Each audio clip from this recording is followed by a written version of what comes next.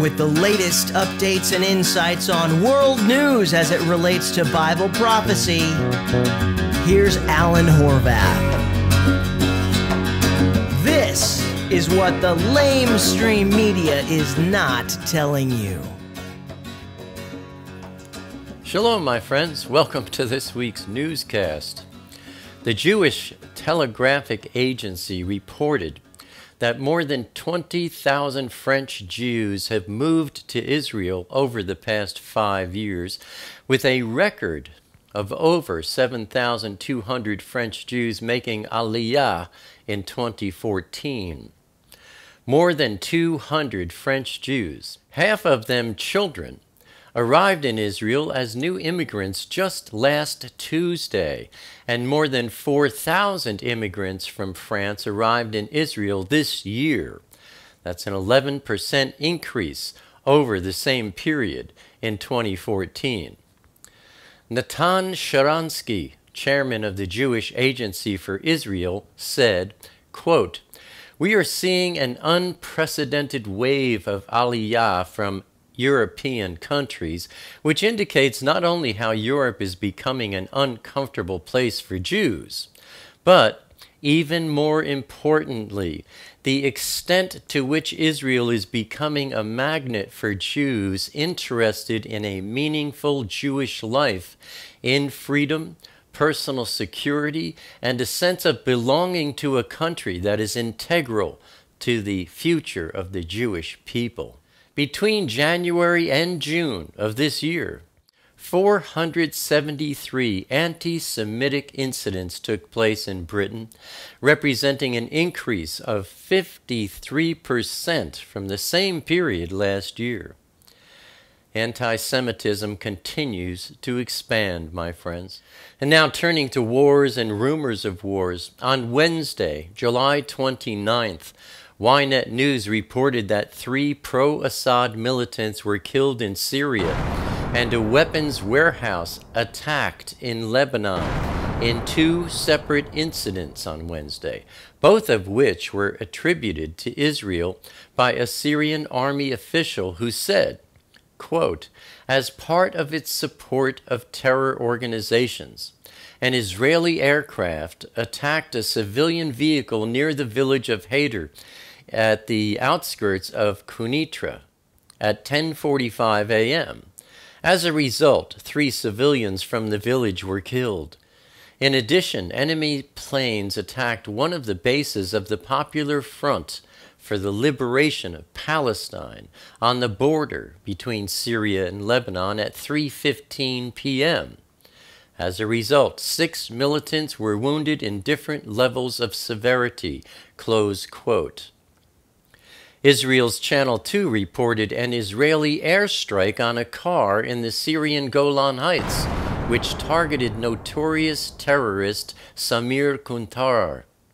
5 men were killed in the strike, 3 from a Druze militia loyal to the Assad regime, and 2 from Hezbollah. Kuntar spent 29 years in Israeli custody over the brutal slaying of 4 Israelis in a 1979 terror raid in Nahariya. After his release in a 2008 prisoner exchange with Hezbollah, Kuntar became the leader of a militia loyal to Assad and has planned multiple attacks against IDF soldiers on the Golan Heights. The Los Angeles Times reported on Wednesday Turkish warplanes unleashed some of the heaviest bombing to date on Kurdish rebel strongholds in Turkey and Iraq, striking half a dozen targets linked to the Kurdistan Workers' Party, or the PKK. Last week, Ankara announced with great fanfare that it was joining the U.S.-led international coalition against the Islamic State. But Turkey has focused its firepower since then not on the Islamic extremists, but on the PKK, whose allied forces have been at the vanguard of the fight against the Islamic State. Turkey's push for a safe zone in northern Syria in cooperation with the United States, is designed to thwart Kurdish militia fighters from extending their control of the Syrian side of Turkey's southern border. Selahattin Demirtas, leader of the Kurdish-oriented People's Democracy Party, told the BBC, further saying, quote, "Turkey does not intend to target IS with this safe zone. The safe zone is intended to stop the Kurds, not ISIS." Then Thursday, on July 30th, the Times of Israel reported 2 homes in the Palestinian village of Duma, south of Nablus, were set alight and Hebrew words spray-painted on their walls overnight, apparently by Jewish extremists. An 18-month-old child was killed in the attack, while his father, mother, and 4-year-old brother were injured. The mother was in critical condition. Prime Minister Benjamin Netanyahu said he instructed the security forces to use, quote, "to use all the resources at their disposal to capture the killers and bring them to justice as soon as possible." Netanyahu added, quote, "The state of Israel deals forcefully with terror regardless of who the perpetrators are." On Saturday, August 1st, U.S.-backed Kurdish forces in northern Syria captured a key town from Islamic State militants, but accused Turkey of shelling Kurdish villages in the area, potentially complicating the international campaign against the extremist group. At least 4 fighters and several civilians were wounded in 3 waves of alleged Turkish shelling in an area controlled by the Kurdish People's Protection Units, the YPG, and the Free Syrian Army. Then, nearly 40 government and opposition fighters were killed as Syrian regime forces pushed rebels back from an area bordering President Bashar al-Assad's heartland in the Latakia province. Earlier in the week, the rebel alliance, which includes al-Qaeda affiliate al-Nusra Front, began a major offensive in the area, taking around 17 strategic hilltops and other positions, including a power plant. Also on Saturday, dozens of Palestinians in Nablus, in the West Bank, threw rocks, bottles, and fire bombs at Israeli civilians and soldiers at Joseph's tomb. PA security forces were deployed to prevent dozens of youths from setting the tomb site on fire. Then on Sunday, August 2nd, clashes broke out at Jerusalem's Al-Aqsa Mosque, one of Islam's holiest sites, 3 days after a Palestinian toddler was burned alive in a firebombing by suspected Jewish extremists. Police said masked Palestinian youths at the mosque threw stones at security forces while protesters held aloft photographs of the 18-month-old child killed in Thursday's arson attack in the occupied West Bank. Also, massive sandstorms prevented flights from landing at Amman International Airport on Sunday, sending 2 Royal Jordanian flights to land at Israel's Ben Gurion International Airport. Flights operated by other Arab carriers were diverted to Aqaba in southern Jordan. Ynet News reported last week that Israel has not received all the details of the nuclear deal between Iran and the world powers.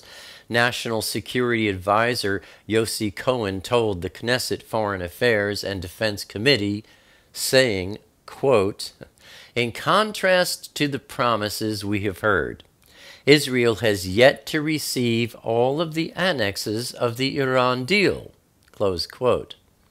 Officials in Israel were surprised when, at a U.S. Senate hearing, classified portions of the deal were exposed, of which the U.S. did not officially notify Israel. One of the classified annexes revealed that Iran would collect its own samples from the Parchin site. That means they are allowing the Iranians to fake the samples, and there is no way to discover violations.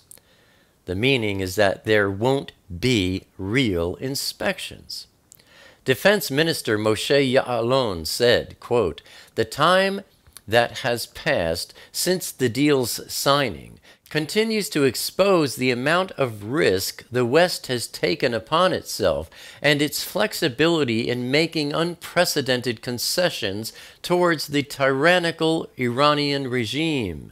The deal places the Western world at unprecedented and severe risk." Close quote. Secretary of State John Kerry testified on Capitol Hill last Saturday, saying that the U.S. government will not be revealing the contents of secret side deals with Iran to the American people. Senator Tom Cotton wanted to know why it can't be made public, and of course, so does everyone else. But I imagine no one will ever find out what these secret side deals are until they become known as the useless secrets that they most likely already are. So, last week we saw anti-Semitism continuing to increase in the world. Wars and attacks in Syria, Lebanon, Turkey, and Iraq. Attacks and bombings on homes and sacred monuments in Israel, massive sandstorms sweeping across Amman, Jordan, and the dumb deal with Iran being fraught with secrets and confusion. And that, my friends, is what the LameStream Media is not telling you. Abba willing, I'll see you here again next week. Until then, stay safe. Shalom.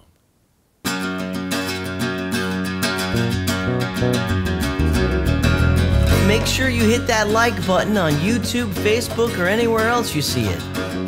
You can share this video with all your favorite networks by clicking the share button below this video. For weekly insightful newscasts by Alan, make sure you click that YouTube subscribe button.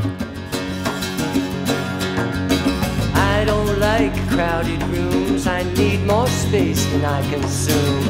Enough is time alone with you, underneath a naked moon, sharing confidential moods and making chatter. Mockingbird nocturnal sings notations of eternal things, entering the quantum breeze, flying not for want of wings. He lights his gaze on you and me, simply because we matter.